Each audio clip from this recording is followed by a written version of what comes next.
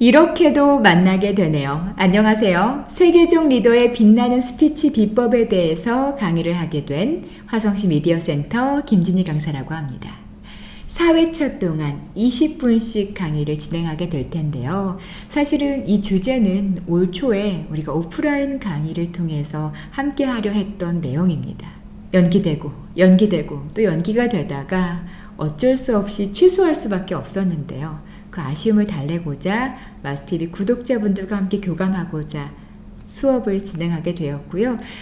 수업 회차에 제한이 있기 때문에 시간에 제한이 있기 때문에 저희 강의 내용에서 일부분만 공개를 한다는 점 양해 부탁드리겠습니다. 자, 그럼 본격적으로 들어가 보도록 할까요? 저는 어떤 수업을 시작하든 앨버트 메라비언의 첫인상의 법칙부터 소개하고 들어갑니다. 많은 커뮤니케이션 전문가들이 아주 강조하는 법칙 중에 하나인데요. 되게 우리가 말을 할 때 말의 내용에 집중하기 급급합니다. 하지만 말의 내용과 더불어 시각적인 요소와 청각적인 요소도 강조를 해야 한다는 것이 이 법칙의 골자입니다. 누군가를 처음 맞닥뜨렸을 때 여러분들은 어떠한 것들을 평가하시나요? 일단 눈으로 봅니다. 단순한 외모가 아니라 그 사람이 가지고 있는 표정, 걸음걸이, 제스처, 자세, 의복, 헤어스타일, 눈으로 보이는 전반적인 것들을 보게 되죠. 그리고 난 뒤에는 그 사람이 들리는 목소리를 우리가 듣게 됩니다. 청각적인 요소라고 하는데요. 목소리의 크기가 될 수도 있고요. 말투가 될 수도 있고요. 발음, 목소리 톤, 이러한 것들이 될 수가 있죠. 그리고 시각적인 요소를 보고 청각적인 요소를 듣고 난 후에는 그 사람이 담고 있는 말의 콘텐츠, 내용에 집중을 하게 된다는 것이 바로 앨버트 메라비언의 첫인상의 법칙입니다. 그래서 내가 말 잘하는 사람이 되고 싶거나 무대 앞에 설 기회가 있거나 무대 앞에 서고 싶다면은 그냥 단순한 말의 내용을 잘 신경 써야지 라고 생각을 하는 게 아니라 말의 내용과 더불어서 내 시각적 요소는 어떠한지, 음성적인 요소는 어떠한지 곰곰이 고민해 볼 필요가 있고요. 4번의 수업을 들으면서 여러분들이 나의 전반적인 부분들을 한번 체크해 보는, 자가 체크해 보는 시간을 갖도록 하겠습니다.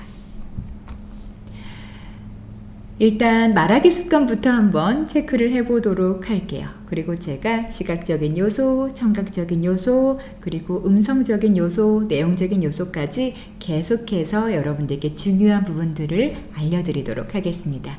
자, 여러분들의 말하기 습관을 한번 체크를 해보도록 할 텐데요. 1번부터 10번까지 있고요. 나는 yes에 해당하는지 no에 해당하는지 한번 보도록 하세요. 먼저 첫 번째, 목소리가 떨린다는 이야기를 많이 듣는다. 두 번째, 목소리가 작아 항상 크게 말하려고 노력한다. 세 번째, 긴장하면 말을 자주 더듬는다. 네 번째, 말을 하는 도중 무슨 말을 하려고 했는지 잊어버린다. 다섯 번째, 여러 사람 앞에 서면 갑자기 머릿속이 백지가 된다. 여섯 번째, 발음이 부정확해 대화 도중 사람들이 뭐라고 라고 되묻는다. 일곱 번째, 목이 쉽게 지치고 아프다. 여덟 번째, 말이 빠른 편이다. 아홉 번째, 말끝을 흐리는 편이다. 열 번째, 사투리를 쓰거나 말투가 어린아이 같다는 말을 자주 듣는다. 10개 중에서 하나라도 해당된다면 여러분들은 제 수업을 들을 자격이 있는 분들입니다. 제 수업에 경청을 해달라는 의미로, 제 수업을 꼭 함께 해달라는 의미로 한번 제가 수업 전반부에 넣어봤습니다.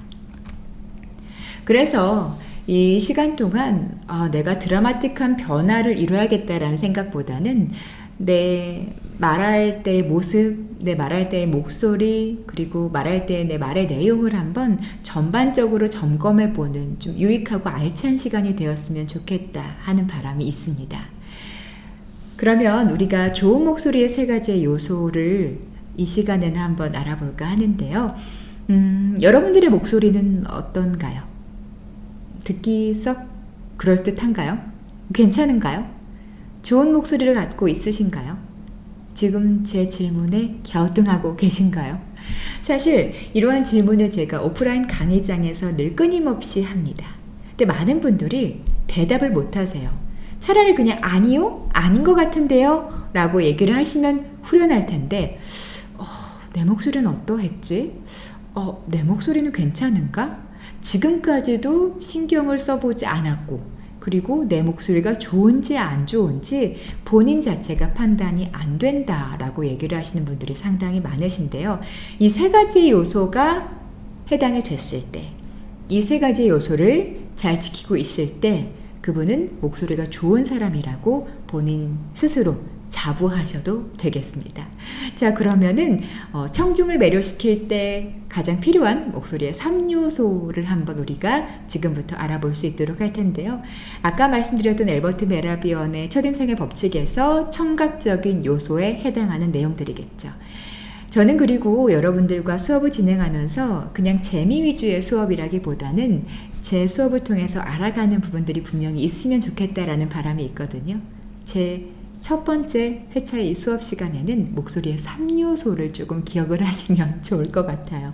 호흡, 발성, 발음. 다시 한번 말씀드리겠습니다. 호흡, 발성, 발음. 이 세 가지를 꼭 기억해 주세요. 수업을 들으면서 세계적 리더 이야기는 어떻게 언제 나오는 거지? 하고 궁금해 하시는 분들이 많으실 것 같은데요. 그 화성시 미디어센터 홈페이지에 정규 강좌 소개를 할 때도 제가 말씀을 드렸지만 세계적 리더의 그 말하기 비법들을 공개하기 이전에 아주 기본적인 말하기를 위해서 중요한 이론들을 제가 먼저 짚어드리고요. 다음 시간에 본격적으로 리더의 말하기를 한번 우리가 파헤칠 수 있는 시간을 갖도록 하겠습니다. 아시겠죠? 자, 첫 번째로 중요한 게 좋은 목소리의 3요소 중에서 첫 번째, 호흡이라는 겁니다.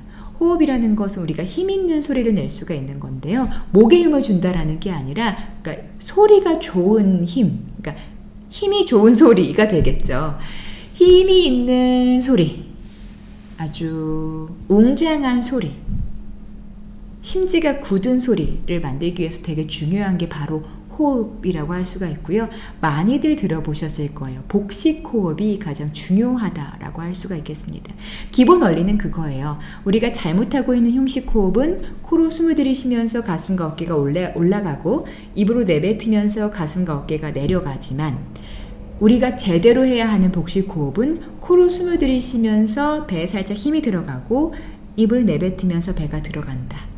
이런 호흡을 하게 되면은 몸이 움직이지 않고 편안하게 근육이 이완된 상태에서 배심으로만 소리를 낼 수 있을 뿐만 아니라 우리가 가슴과 목에 힘을 줄 때보다 배에 힘을 줄 때 훨씬 더 깊은 호흡을 쉴 수가 있다라고 이야기를 합니다. 그 깊은 호흡을 쉴 수 있다는 것은 같은 내용을 전달을 한다고 할지라도 다른 타인들보다 훨씬 더 차분하고 여유 있게 말할 수 있는 원동력이 될 수 있다라고 말을 하고 있는데요.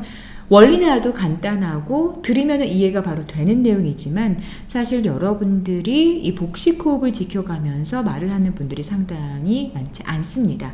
그리고 저 또한 긴장하지 않은 상태에서 그리고 공식적이지 않은 상태에서 말을 할 때는 복식 호흡을 지켜가면서 말을 하지 못할 때도 간혹 있어요. 그게 잘못된 거죠. 하지만 복식 호흡이라는 이 원리를 여러분들이 알고 있다라는 것은 내가 연습을 하고 말을 제대로 할 수 있다라는 가능성이 있다라는 것이기 때문에 이 원리는 꼭 기억을 하셨으면 좋겠습니다. 그리고 제가 말씀을 드렸듯이 이 복식 호흡을 한다라면은 참 많은 것들을 완벽하게 보완할 수 있다라고 말씀을 드릴 수가 있을 것 같은데요. 되게 긴장된 상태에서 말씀을 하실 때 염소처럼 소리가 좀 떨려서 그것 때문에 걱정을 하시는 분들이 있으세요. 혹은 다른 사람보다 목소리가 조금 작아서 고민하시는 분들도 계시거든요. 그런 분들은 복식 호흡을 꼭 연습을 하셔야 돼요. 제가 이거 복식 호흡을 하는지 안 하는지 잘 모르겠습니다 하시는 분들은요, 엎드려서 소리를 한번 내보세요. 혹은 누워서 한번 소리를 내보세요. 그 소리가 여러분들이 복식 호흡을 하면서 낼 수 있는 좋은 소리입니다. 그리고 또 아주 간단한 방법이긴 하지만 여러분들 풍선 부는 거 혹시 아세요? 예, 풍선 좀 많이 불면은 배심이 두둑해지면서 복식호흡으로 소리를 내기가 훨씬 더 수월하거든요. 내가 다른 사람들보다 눈에 띄게 목소리가 작다면 호흡이 짧다라는 증거이기 때문에 여러분들이 이렇게 풍선을 부는 연습을 해보시는 것도 도움이 될 것 같습니다. 그래서 배에 힘을 주고 놓고, 배에 힘을 주고 놓고, 배에 힘을 주고 놓고 이런 식으로 연습을 하는 게 아주 좋은 방법이라고 할 수가 있는데요. 어떠한 텍스트든 괜찮아요. 내가 주어진 텍스트가 있다면은 한 줄 한 줄을 이러한 방법으로 한번 읽어보는 거예요. 제가 한번 시범을 보여드릴게요. 안녕하십니까? 김진희입니다. 지금부터 발표를 시작하겠습니다. 이상으로 브리핑을 마치겠습니다. 감사합니다. 지금 배에 힘을 주고 놓고를 반복했거든요. 이렇게 되면은 좀 소리가 웅장해지고 힘이 생기죠. 그리고 좋은 목소리의 세 가지 요소에서 두 번째, 바로 발성에 대한 이야기를 할 텐데요. 여러분들의 소리가 잘 울리는지를 느끼는 게 상당히 중요한데요. 우리가 흔히 허밍이라고 하죠. 뮤지컬 배우들이나 연극 배우들이 많이 하는 이 허밍을 직접 집에서 혼자 연습을 해볼 수도 있어요. 아주 방법은 간단합니다. 위와 아래에 있는 치아를 응이 아니라 살짝만 담은 후에 입 안이 동굴이 되었다고 생각을 하고 이렇게 울리시면 되는 거거든요. 편하게 울리면 코부터 광대 정도까지 울리고요. 조금 더 멀리 울린다라고 의식을 하면은 머리까지도 울리게 됩니다. 근데 우린 그렇게까지 할 필요는 없고요. 여기까지만 울린다라고 의식을 하고 소리를 낸다면 그게 바로 공명소리라는 것이고요. 그냥 편한 시간에 내가 하고 싶은 시간에 공명을 한번 내보는 것이 내가 울리는 좋은 목소리를 만드는 아주 좋은 방법이라고 할 수가 있겠고요. 이 공명소리라는 것은 피아노의 페달을 밟는 아주 좋은 소리라고 말씀을 드릴 수가 있겠습니다. 공명소리가 만들어져서 소리가 울리게 되면은 아주 기품 있고 우아한 목소리를 연출할 수가 있겠죠. 그래서 이렇게 울리는 목소리를 통해서 어떠한 텍스트든 내가 원하는 자료, 내가 내 감성에 맞는 자료를 찾아가지고 읽어보는 연습을 하는 것도 아주 큰 도움이 될 수 있다라고 말씀을 드리도록 하겠습니다. 그리고 좋은 목소리의 세 가지의 요소에서 세 번째는 바로 발음이 중요한데요. 많은 분들이 발음이 가장 중요하지 않나요? 라고 말씀을 하시는데 아니요. 호흡이 가장 중요하고요. 발음도 물론 중요하지만 호흡과 발성을 갖춰가면서 발음 연습도 하셔야겠습니다. 제가 가장 강조하고 싶은 것 중에 하나는 아마 여러분들이 유튜브를 통해서 말하기 연습을 했다거나 혹은 책을 좀 많이 보신 분들은 다 아실 거예요. 우리가 비교적 입술을 벌리지 않고 말하는 습관이 있습니다. 지금 있는 자리가 조금 부끄러워서 그럴 수도 있고요.